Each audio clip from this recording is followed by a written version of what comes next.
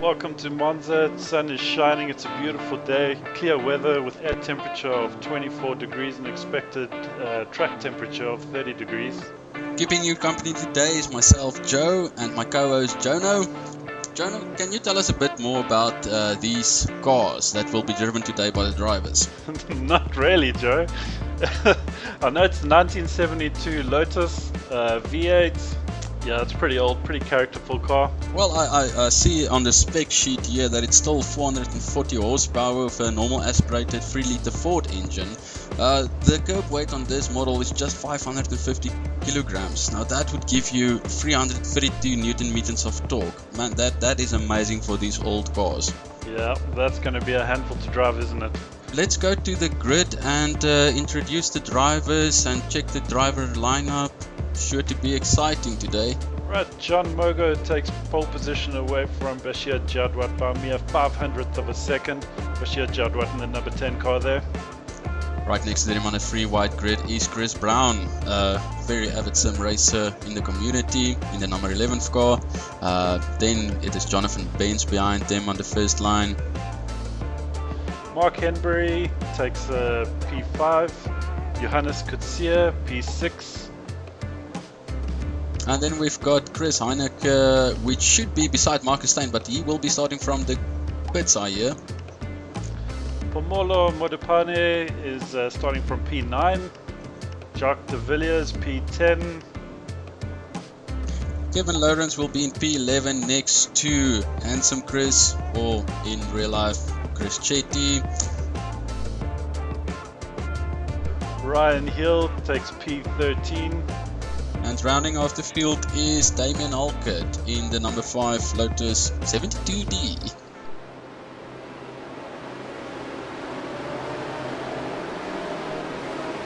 So the countdown has begun. We are just waiting. There goes. Somebody's going to Mogo's out. Mogo's there out. we go. The race is on. Okay, we're on board with Bashir Jadwat. Let us see what the number 10 car can do. The grid seems to have gotten away cleanly. What is going on? Great start by Heineke what is happening there to Bash? He just Bash went on the is grass. off, Was he off. pushed?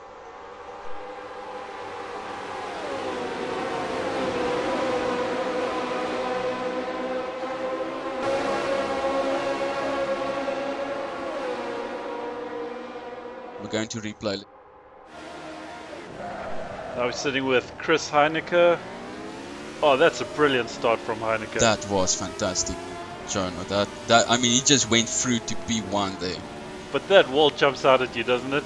And you see he's just moved over. Now we're on board with Bashir. Let's take a look what happened there, because somebody must have pushed him into that. Oh, great start from Chris.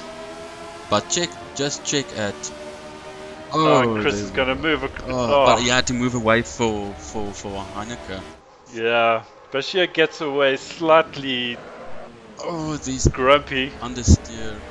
And that's Heineke off track. That's Heineke. From P1, looks like he's blown it on that turn. There's more carnage. There's just one error by a driver and it's just knock-on effect. Yeah, Jono, that is what happens when there is massive amounts of speed involved with these Formula 1 cars. I mean, they might be old, but they still got it. Yeah. 2 cars wide, 3 cars wide. There's no space on this track for that. There is no space for this. Well, we're back live here, it seems, on board number 7 car. That is Mark Henbury. He is just behind. He's going for P1. He's going for P1 on the inside. Has he got it? He seems to. Yep, he's got that position locked down. Bash is chasing down behind them. It's Henbury from Chris, and then Bash is just behind Henbury there. He's really pushing hard. Chris has taken P1 back, and that's Bash in 3rd position. He must have taken it on the straight with the slip. I hear these cars are quite eager to slip by.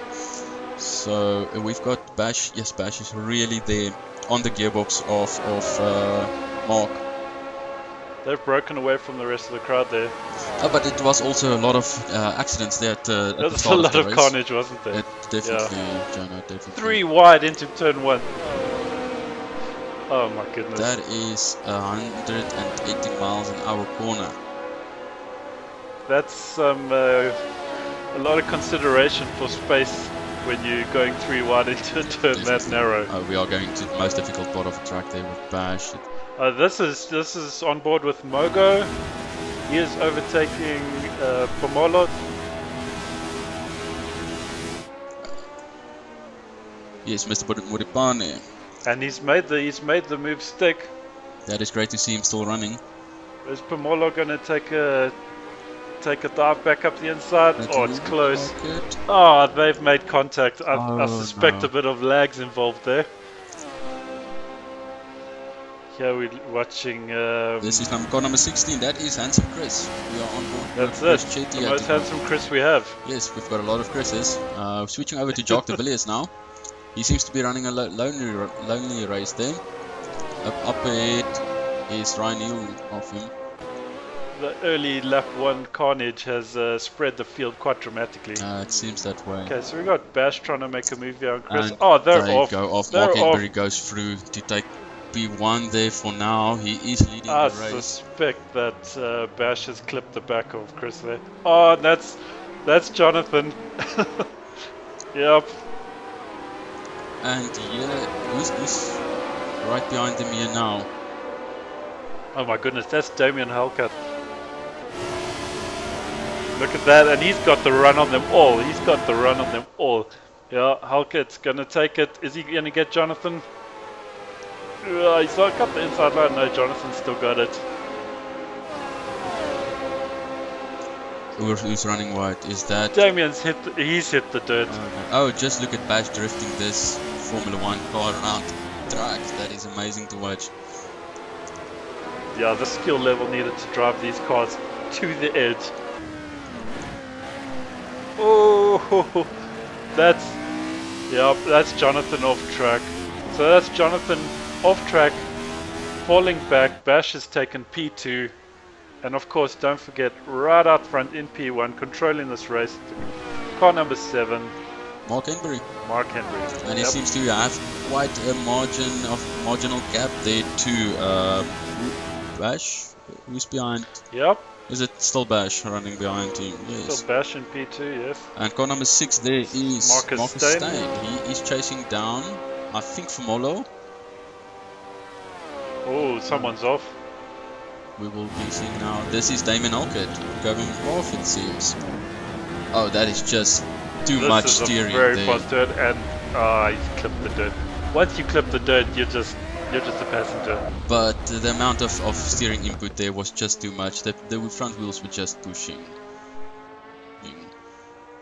You need to be so smooth on that first corner.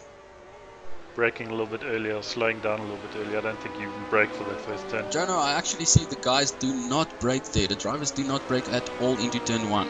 They merely shift it into from 5th to 4th gear, and they floor it. It's all about the steering input being smooth and precise. Yeah. And we are watching the race here for. This might just be Ryan. This is Jacques de Villiers. He has scored up to, and they have made contact. Oh no, they've come together. Let's see the replay. Let's take a look what happened. Oh no, that is just braking way too early for that corner, I suspect. Yeah. It just seemed. Brian Neal's just caught Jacques de Villiers out there. He caught him out completely there. He did not expect him to brake there.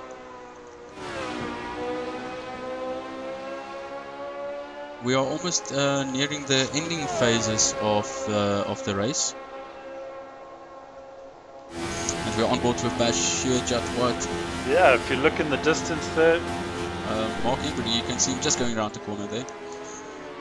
Yep, Bash is pushing hard.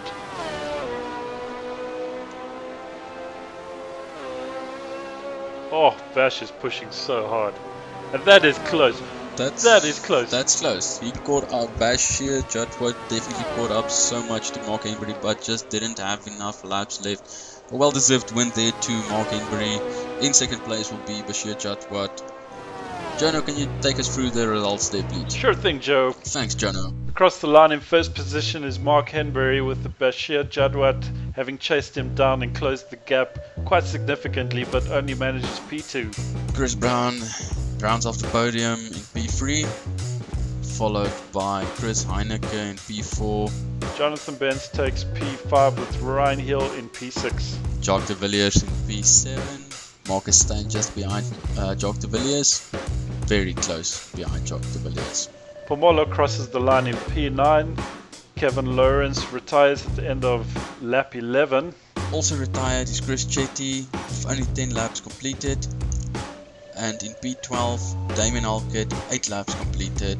John Mogo in P13, only having completed 2 laps after his initial disconnection from pole position. That's a shame. That's really a shame. So Chris Brown takes a brilliant 3rd position on the podium.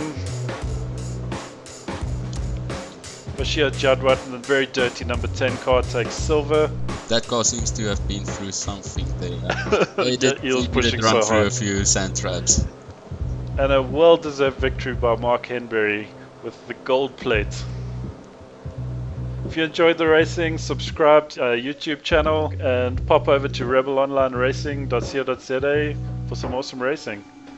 Keep an eye out for our race 2 coming up shortly. We'll be back soon.